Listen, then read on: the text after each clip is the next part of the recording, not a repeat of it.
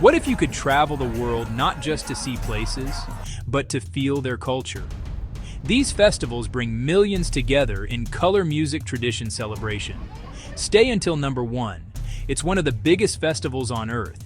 I'm not saying you'll suddenly understand every history book, but you will understand why people smile, sing, shout, cry together.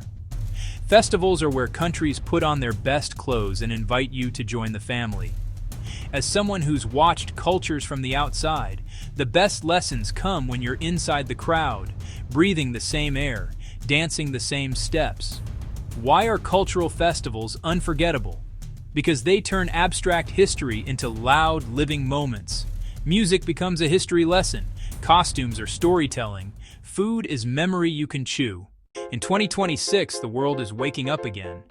Travel routes are smoother, local celebrations are revitalized, communities are eager to share after years of quiet. There's also new cross-cultural programming, collaborations between artists from different continents, tech that enhances, rather than replaces, authenticity. This year, more than ever, festivals feel like invitations rather than spectacles. So, in the next few minutes, I'll take you on a countdown of 10 festivals that don't just happen, they transform. Expect color that stains your clothes and soul, rhythms that make your feet lie to your brain, rituals that'll make you pause and respect. I'll give you the vibe, the timing, and a touch of what to expect. But most of all, I want you to feel why each one matters. Which festival would you attend? Have you experienced any of these? Comment if you love cultural travel. Let's begin the countdown. Number 10. La Tomatina in Buñol, Spain. A tomato-throwing spectacle each August that's pure, messy fun, a playful, cathartic crowd experience you won't forget. If you've ever wanted to participate in a food fight sanctioned by an entire town, this is your moment. The whole town turns red with joy, and for an hour, logic steps aside. There's an organized chaos to La Tomatina. Trucks of tomatoes roll in. Volunteers direct the crowd, and everyone embraces the absurd. Travel vibe, wild, hilarious, and wonderfully communal. Wear goggles, keep valuables waterproof, and meet up with friends afterward for a hose down and tapas. Number 9. Mardi Gras in New Orleans. Parades, beads, brass bands, street parties leading up to Fat Tuesday. French, African, Creole culture.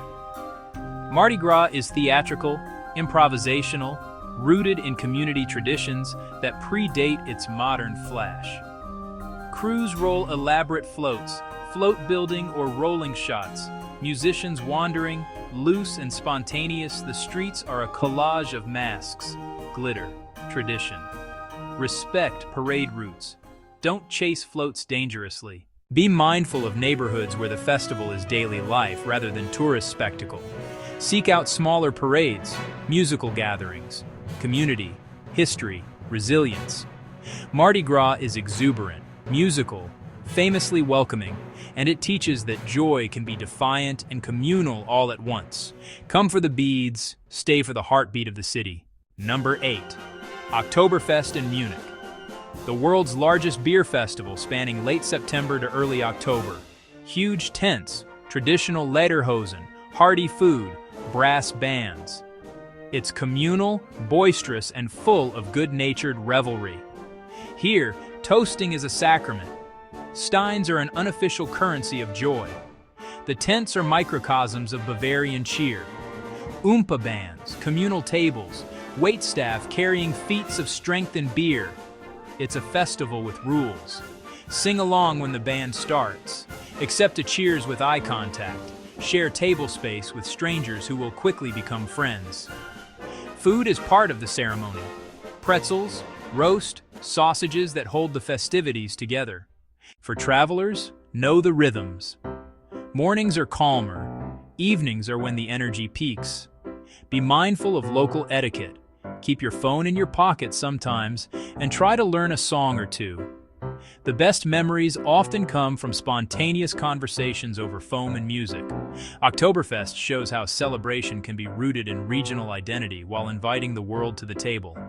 It's loud, hearty, and unashamedly communal. Prosit. Number 7. Fez Festival of World Sacred Music. A spiritual music gathering in Morocco each spring, bringing global and local sacred sounds together. Intimate, soulful, transcendent. In the winding alleys of Fez, voices and instruments from across the world meet under minarets and courtyards. It's an auditory cathedral with no walls. Sufi chants, Gregorian harmonies, indigenous melodies that make you forget borders exist. Concerts in mosques, palaces, open squares, each space adds resonant history. The music isn't background, it asks you to listen with your whole body. For the traveler, Fez is about slowing down. Sit, close your eyes, let the sound transport you. Respect sacred spaces, follow dress codes, approach concerts with curiosity rather than critique. Number 6. Gion Matsuri in Kyoto. A summer festival renowned for its majestic, handcrafted floats and centuries-old rituals. Here, the past is not curated behind glass. It's rolled down the street on wheels of wood, rope, and artistry. The floats, or yamaboko, are like moving shrines, and watching them glide is watching history breathe. The festival's pace is dignified and ceremonial. It's not about frenzy, but reverence. The craftsmanship is astounding. Textiles, carpentry, lacquer work refined across generations. Participate quietly. Learn the names of floats, attend a local explanation session, and respect the prayerful moments. For travelers, Gion offers a lesson in discipline and beauty. How tradition can be joyful without being loud. Number 5. Holi in India.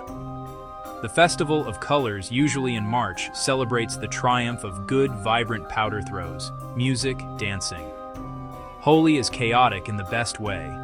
Strangers become allies smeared in color. Social boundaries loosen under a cloud of powdered pigment. It's pure, playful, and if you let it, transformative. The origins are mythic and joyful, stories of devotion, mischief, and renewal. In practice, Holi removes the filters we use in everyday life. Age, status, and reservation are temporarily suspended. You'll be dragged into dances, painted faces will make instant friends, and laughter becomes a local accent you can pick up quickly. Practical tips. Wear clothes you won't miss. Protect your electronics, and use natural powders when possible to respect local customs and skin sensitivity. Join neighborhood events and ask about local do's and don'ts. Some rituals are more private and deserve space. Holi teaches a lesson. Color is not just aesthetic, it's collective. By the end of the day, you'll look like a rainbow went on vacation on your shirt. But you'll also feel an odd, beautiful bond with the people who splattered that color. It's messy, playful, and unforgettable. Number 4, Chinese New Year. A global celebration based on the lunar calendar. Dragon dances, fireworks, red lanterns, family rituals. Red for luck, oranges for prosperity, and fireworks to scare away bad spirits. It's loud, luminous, and ritual-rich in a way that invites both awe and participation. Cities across Asia and Chinatowns worldwide become rivers of red lanterns and lion dance troupes pounding the pavement. Families reunite for reunion dinners. Reunion dinners that are practically a national sport. Food here is a language of love, and the table becomes the stage for traditions passed down across generations. There's also a strong sense of renewal, as people clean houses beforehand and make resolutions. For travelers, Chinese New Year is a chance to witness rituals that stitch family and community together. Giving red envelopes, visiting temples, and watching the choreography of dragon dances. Respect local customs, ask before photographing private ceremonies, and join public celebrations with reverence rather than spectacle. Go early to temples at dawn to feel the hush before the roar, and stay late to see fireworks split the night. The festival is celebratory, symbolic, and spectacularly luminous. Prepare to be dazzled and to understand why cyclical renewal matters in so many cultures. Number 3, Rio Carnival. The world's biggest samba explosion every February or March. Parades, extravagant floats, non-stop street parties. If energy had a flavor, Rio's would be a mix of sugar, sweat, trumpet brass, intoxicating and immediate. Carnival in Rio isn't a single event. It's a fever that sweeps the city into motion for days. Samba schools train all year like sports teams, and during Carnival, they perform with choreography so precise it makes chaos look disciplined. The floats are engineering marvels draped in feathers, sequins, theatrical narratives that tell stories about history, politics, and love. You don't just watch, you get swept into a wave of rhythm so strong your feet start making decisions for you. Street parties, or blocos, are where locals show you how to live without an agenda. Beat, dance, and community. Dress bright, move with curiosity, and let the music guide you. For safety, stay with a group. Keep your belongings close, and match the locals' respect for their space and customs. If you can, visit the samba schools during rehearsals before the main parade. There's a raw, joyful intensity that's different from the polished show. Rio's carnival is loud, warm, and utterly contagious. It teaches you to surrender to rhythm and to the joy of collective motion. Number 2. Day of the Dead in Mexico. A vibrant spiritual remembrance held November 1st to 2nd. It honors ancestors with colorful altars, marigolds, sugar skulls, and candle-lit processions. This festival teaches a beautiful truth. Mourning and celebration can live in the same breath. In one alley you'll find sobbing and laughter braided together, and it's neither disrespectful nor awkward. They are part of a cycle. Cemeteries become theaters of memory. Families cleaning graves, laying out favorite foods, telling stories under strings of paper cutouts. The scent of marigolds guides the way. People say it leads the spirits back for a night to join their loved ones. It's intimate, communal, and incredibly human. Because here grief isn't pushed into silence. It's dressed up, sung to, and shared with neighbors. For travelers, Day of the Dead is a lesson in participation with humility. Observe, ask, and be invited rather than inserting yourself into sacred moments uninvited. The best experiences happen when you're guided by a local who explains an altar or tells you a story about a photo framed with candles. Bring respect, camera restraint, and a readiness to listen. If you love elegance, mystery, and timeless tradition, number 1 will amaze you. Number 1. Venice Carnival.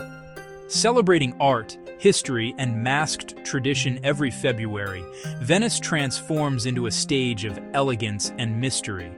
When I say masks, I mean the kind that make everyone look like a Renaissance portrait come to life. Suddenly, the entire city feels like you're walking through someone's dramatic opera. Ornate masks, baroque costumes, grand balls, timeless canals the way the light hits those canals at dusk.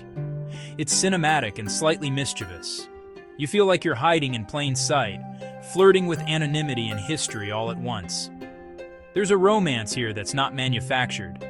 Venice has committed to its theatrics for centuries, and the locals still take it seriously. Imagine gondolas dressed like catwalk floats, streets that sound like strings and whispered gossip. It's a festival that teaches you how much style can be a language. For travelers, it's an exercise in slow appreciation. Costumes, craftsmanship, an invitation to be part of a centuries-long performance. Masked balls that require reservations. Street performers who compete for your jaw drop. Cafes spilling over with people in period costume. The best moments are small and human. A child pointing at a feathered mask in wonder. An elder explaining the story behind a symbol. A couple taking a quiet stroll through fog on a canal. It's theatrical travel, yes, but also deeply intimate. If you go, pack a good camera, comfortable shoes for cobbled streets, and an open mind. Venice rewards curiosity. Also, be respectful. These aren't costumes for mockery. They're a civic tradition. When you stand in St. Mark's Square surrounded by color and history, you'll understand why Venice keeps its mask close to its heart. Which festival would you attend? Have you experienced any of these? Comment if you love cultural travel. From tomato tides to dragon dances, samba fever to sacred songs, lantern light to powdered rainbows, these festivals connect us through joy, memory, and meaning. As you travel, carry cultural respect. Learn before you go. Ask with humility. Listen more than you speak. Subscribe for more global adventures, and don't miss our next video. Most unique traditions around the world. Travel not just to see, but to understand.